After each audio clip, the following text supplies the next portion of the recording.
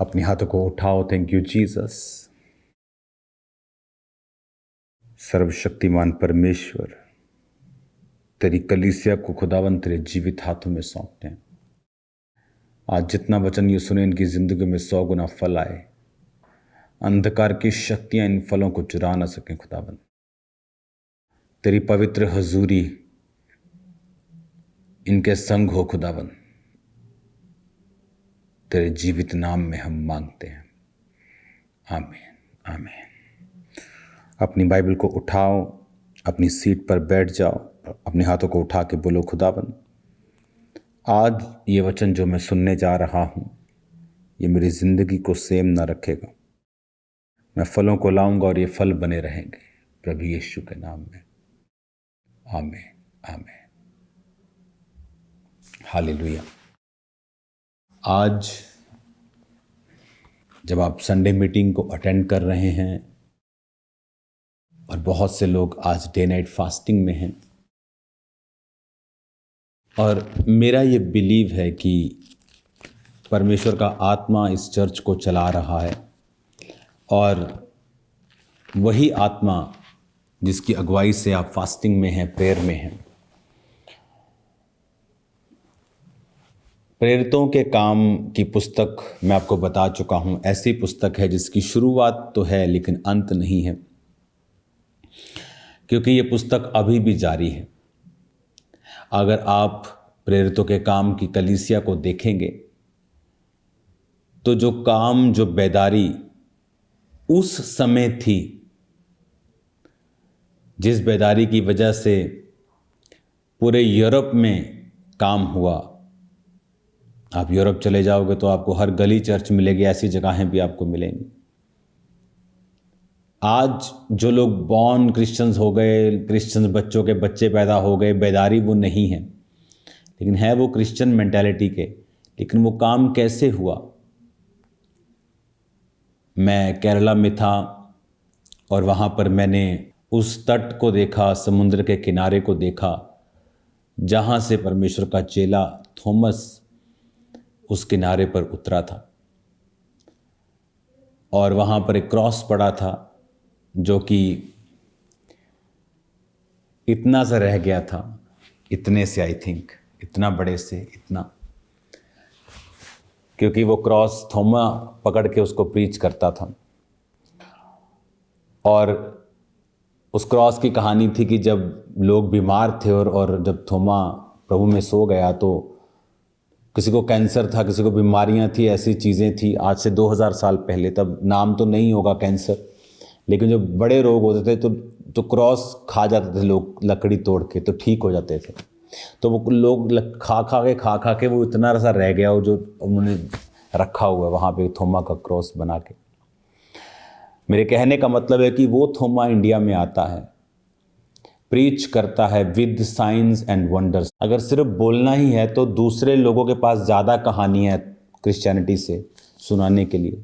अगर पास्टर बन के सिर्फ कथाएं ही सुनानी है, सिर्फ वचन ही सुनाना है और काम कुछ नहीं करना है, तो फिर दूसरे में तो आप में कोई फ़र्क नहीं, क्योंकि कथा कहानियाँ लोग सुन सुन के थक चुके हैं। इसलिए जीसस ने कहा, जब तक तुम चिन्ह और चमत्कार नहीं देख लोगे कदापि विश्वास नहीं करोगे।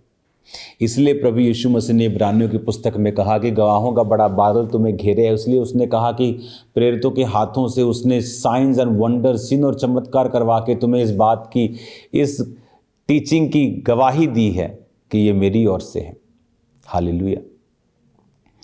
हाँ, शैतान भी आएगा अंत के दिनों में, मसीह यहाँ मसीह वहाँ, और सिर्फ चिन्ह चमत्कार दिखाएगा। वो आपको जीसस के वचन के बारे में गाइड नहीं करेगा, वो फेथ के बारे में गाइड नहीं करेगा, पवित्रता के बारे में गाइड नहीं करेगा, लेकिन वो अलग चीज़ है। लेकिन अब जब हम प्रेरितों के काम की बात करते हैं, थोमा की बात करते हैं, जब वो आया, और इंडिया में अगर आप केरला में देखेंगे तो वहाँ बहुत से आपको क्रिश्चियंस मिलेंगे। चेन्नई, तमिलनाडु में उनकी मृत्यु हुई और वहाँ भी आपको उनकी बहुत बेदारी देखने को मिलती है। प्रेरितों के काम के अंदर पौलुस के द्वारा पूरे यूरोप में आपको बेदारी मिलती है। मिडल ईस्ट के कुछ देशों में आप देखते हैं, इजराइल में देखते हैं, बेदारी मिलती है। वहाँ पर कार्य हुए क्योंकि प्रेरितों के काम की कलीसिया, प्रेरित जो थे वो समर्पित थे परमेश्वर के सामने। जहाँ समर्पण होगा वहाँ काम होगा। अगर तुम शरीर की इच्छाएं पूरी करोगे तो मरोगे, बाइबल कहती है। आज फ़ोन इतना एडिक्टेड हो गए हैं लोग, फ़ोन के, फेसबुक के, सोशल मीडिया के, और शैतान हर पाप को लीगलाइज करने की कोशिश कर रहा है। उसे लग रहा है आम चीज़ है ये। कपड़े छोटे के बाद छोटे हो गए और ये नॉर्मलाइज होने लगा है। ये डेंजरस चीज़ है। पहले भी लोग छोटे पहनते होंगे, पहले भी वैश्याएं थी, लेकिन अब ये ऐसा लग रहा है कि दिस इज नॉर्मल लाइफ। और जब शरीर की इच्छा पूरी होगी वहां शैतान काम करेगा। आज ज़्यादा बीमारियों से लोग घिरे हुए हैं, जवानी में ही घिरे हुए हैं। वो डिप्रेशन, वो ट्रबल जो पहले कहीं किसी किसी को होता था, आज हर चौथा पांचवां बच्चा आप देखेंगे डिप्रेशन में है। अगर पाप बढ़ेगा शैतान के काम भी बढ़ेंगे। पाप शैतान की रोटी है। और जब आप फास्टिंग करते हैं, उपवास करते हैं, आप परमेश्वर की प्रेजेंस में होते हैं। एक होता है नॉर्मल उपवास आप करते हैं, हफ्ते में एक दिन आप रोज़ 1.5 घंटा 1 घंटा प्रार्थना करते हैं। लेकिन कई बार आपकी डोज आपको बढ़ानी चाहिए। आप डे नाइट के फास्टिंग में जाते हैं, आप देखते हैं वो शरीर जो आपको तंग कर रहा था, आपका बॉस बन रहा था, अब वो आपकी स्पिरिट के नीचे है। शरीर अगर आपका बॉस है तो आप वो कभी नहीं कर पाएंगे जो परमेश्वर चाहता है आप करें। इसलिए उसने कहा जो मैं करना चाहता हूं ताकि मैं वो ना कर पाऊं अगर मैं शरीर की अभिलाषाओं को पूरा करता रहूंगा। इसलिए पौलुस ने कहा मैं अपने शरीर को मारता कूटता और वश में लाता हूं। किन्होंने प्रचार किया, किन्हों के द्वारा काम हुए। पौलुस, उस पूरी स्टोरी पढ़ो, उसकी पूरी जिंदगी निकल गई शरीर को काबू करते, शरीर के कामों को पर फतह पाते हुए, और इसीलिए वो काम कर पाया। पतरस, याकूब, यूहन्ना, थॉमस अपनी जान की परवाह नहीं की और इंडिया में आके वो प्रीच करता है। प्रभु का देखो कितना बड़ा फजल है कि प्रभु का एक चेला 12 में से, देखो 200 के करीब देश हैं, तब 200 नहीं होंगे तो थोड़े कम होंगे, और देखो परमेश्वर का एक चेला इंडिया में आता है कि परमेश्वर को मालूम था कि आने वाले सालों में क्या होगा, किस प्रकार की बेदारी को लोग देखेंगे। आप जो देख रहे हैं ये सदियों में एक बार होता है, और आपको और कलीसिया को समर्पित रहना है। अपने आप कुछ नहीं होता। थोमा ने प्राइस पे किया है, पौलुस ने प्राइस पे किया है। प्रेरितों के काम में बेदारी क्यों थी? हर व्यक्ति समर्पित था। प्रेरित कहते थे कि हम और कोई काम नहीं करेंगे, प्रार्थना और वचन की सेवकाई करेंगे। लोग कुड़कुड़ाने लग गए, हमारी विधवाओं को खाना नहीं है, ये प्रॉब्लम आ रही है। कहते ठीक है, ये प्रॉब्लम ठीक है, हम लोग चुन लेंगे, और 7 लोगों को चुना जो खाने पानी का इंतज़ाम करेंगे। लेकिन कहते हम प्रार्थना और वचन की सेवकाई ही करेंगे। कितने डेडिकेटेड और फोकस्ड वो लोग थे। एक दिन में 5,000 बैप्टिज्म, 3,000 बैप्टिज्म। इमेजिन करो 3,000 बैप्टिज्म एक दिन में। हालेलुया। मेरी चर्च में होते हैं बैप्टिज्म 500, 600 एक दिन में। हालेलुया। आने वाले दिनों में एक सरप्राइज मैं आपको दूंगा, ग्रेट सरप्राइज दूंगा, ग्लोरियस। मैं बताऊंगा नहीं अभी, लेकिन फ्यूचर में दूंगा। तो आपको ये समझना है कि जितना आप डेडिकेटेड रहेंगे, जितना आप समर्पित रहेंगे, शरीर पर कब्जा करके रखेंगे, उतना ही अधिक आप प्रभावी होंगे अपनी कॉलिंग में, अपनी लाइफ में। प्रेरित जो प्रीच करने के लिए बुलाए गए, आपकी लाइफ में जो आपकी कॉलिंग होती है, कुछ पास्टर कॉलिंग है, हर बंदा प्रीच करेगा, ये कॉलिंग है, यीशु के बारे में बताएगा। लेकिन आपकी लाइफ के दूसरे काम भी हैं, उनमें भी परमेश्वर आपको प्रभावशाली बनाता है, इफेक्टिव बनाता है, बचा के रखता है, सेफ रखता है, बुद्धि देता है, गाइड करता है, आपकी आईज ओपन रखता है, सही लोगों को आपकी लाइफ में एंटर होने देता है, रॉन्ग चीज़ें आपकी लाइफ में नहीं आती। एक्सीडेंट से वो बचा के रखता है। बड़ी चीज़ें, बड़ी बरकतें, बड़ी ग्रेस आपकी लाइफ के ऊपर रहती है जब आप एक समर्पित जीवन जीते हैं। जब तक आप समर्पित नहीं होते तब तक कुछ नहीं होता। पौलुस प्रेरित इतने सामर्थी और इतने समर्पित थे कि प्रार्थना करनी शहर के बाहर, प्रार्थना करने का एक स्थान था, फास्टिंग मेजर स्थान था उनकी लाइफ में, समर्पित लाइफ थी।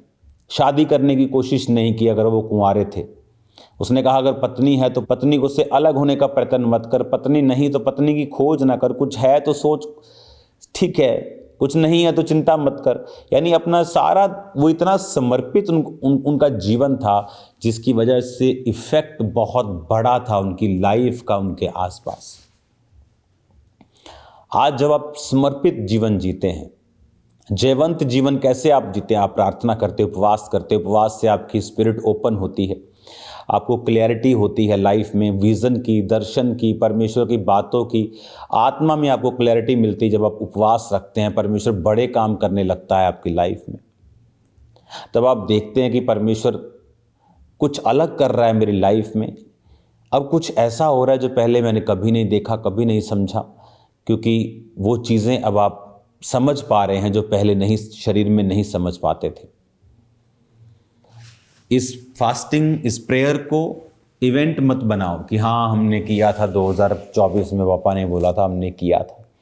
इसको अपनी ज़िंदगी का हिस्सा बनाओ। हर 1-2 हफ्ते के बाद 3 दिन रात के रोज़े आप रख सकते हो, हर 2 हफ्ते में रख सकते हो। अब तो मेडिकल साइंस भी बोलती है रोज़े रखना अच्छी बात है। अब तो डॉक्टर्स भी उन्हीं बातों पे आ चुके हैं जो बाइबल कहती है। इंटरमिटेंट फास्टिंग कितना चलता है वो बाइबल में लिखा है।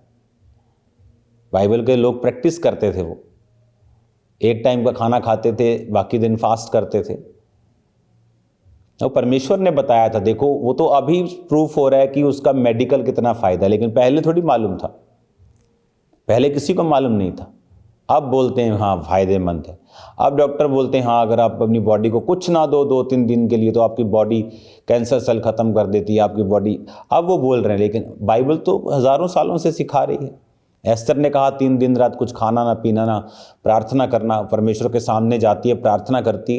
तीसरे दिन राजे को नींद नहीं आती। क्या हो गया, राजे को नींद क्यों नहीं? राजा कौन सा उसने को कर्जा देना कि राजे को नींद नहीं आएगी? और उसी दिन क्यों नहीं आएगी तीसरे दिन?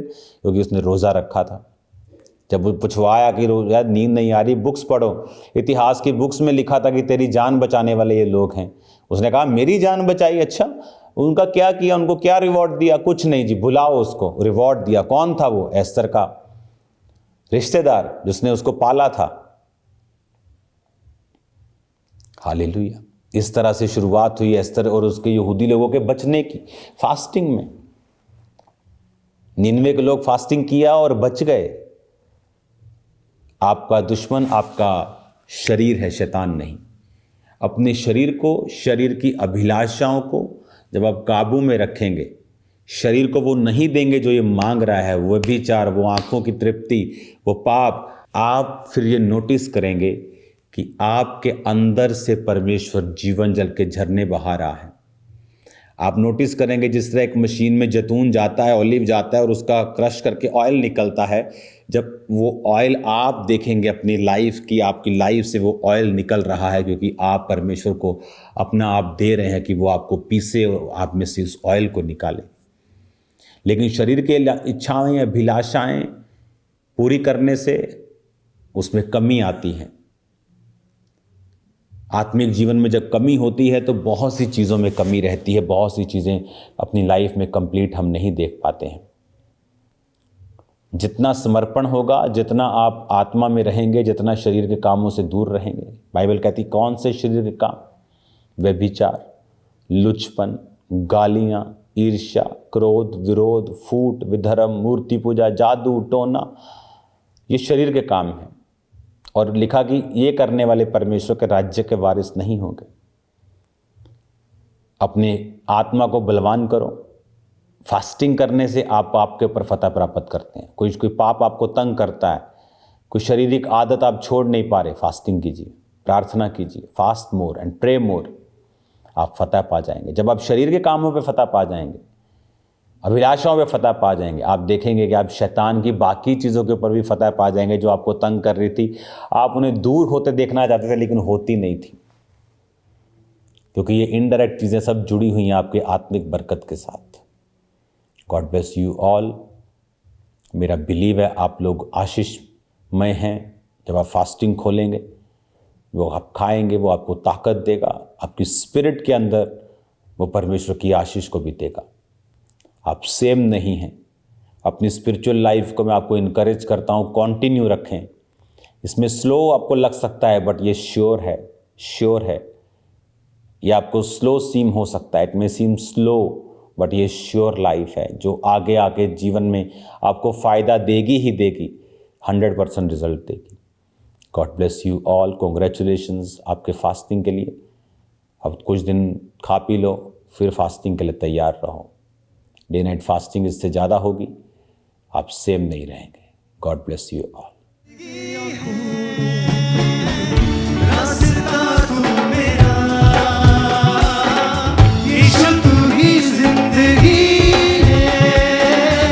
रास्ता तू मेरा, हाथों को उठा के बोलो, मुझे पवित्र आत्मा छू, मुझे छू, मुझे पवित्र आत्मा छू, मुझे छू, मुझे छू, पवित्र आत्मा छू, मुझे ये जीवन तेरे को सह गया, थोड़ों को हो गया तू कुर्बान। पूरी कलीसिया हाथों को उठा के गाओ जी आवाज में, तेरे को सह गया, थोड़ों को हो गया तू कुर्बान।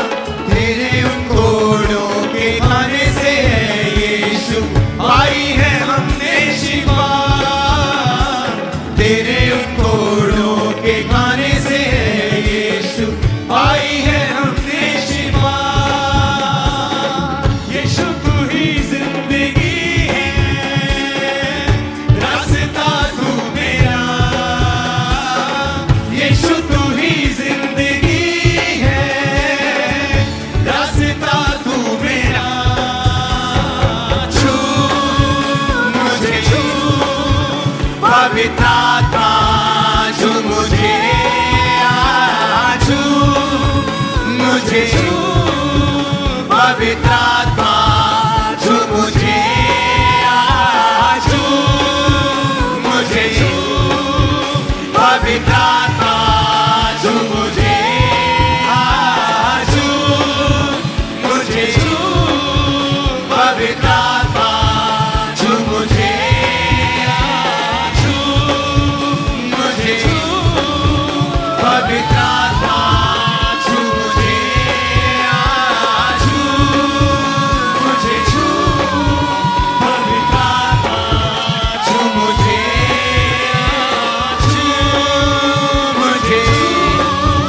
पवित्र आत्मा छू मुझे। सब कलीसिया गाए हाथों को उठा के सब कहें, पवित्र आत्मा छू मुझे, छू मुझे, पवित्र आत्मा छू मुझे। सारे जमाने में तुझसा नहीं कोई, तू है हमारा खुदा। सारे जमाने में दूसरा नहीं कोई, तू है हमारा खुदा। आंखों में मेरी तू, सांसों में मेरी तू, तू ही बसा है खुदा। आंखों में मेरी तू, सांसों में मेरी तू, तू ही बसा है खुदा। अपने बसा से तू भर दे, पावन कर दे मुझे। अपने बसा से तू भर दे, पावन कर दे मुझे। पूरे कलीसिया गाए हाथों को उठा के, पवित्र आत्मा छू मुझे, छू मुझे, पवित्र आत्मा छू मुझे, छू मुझे,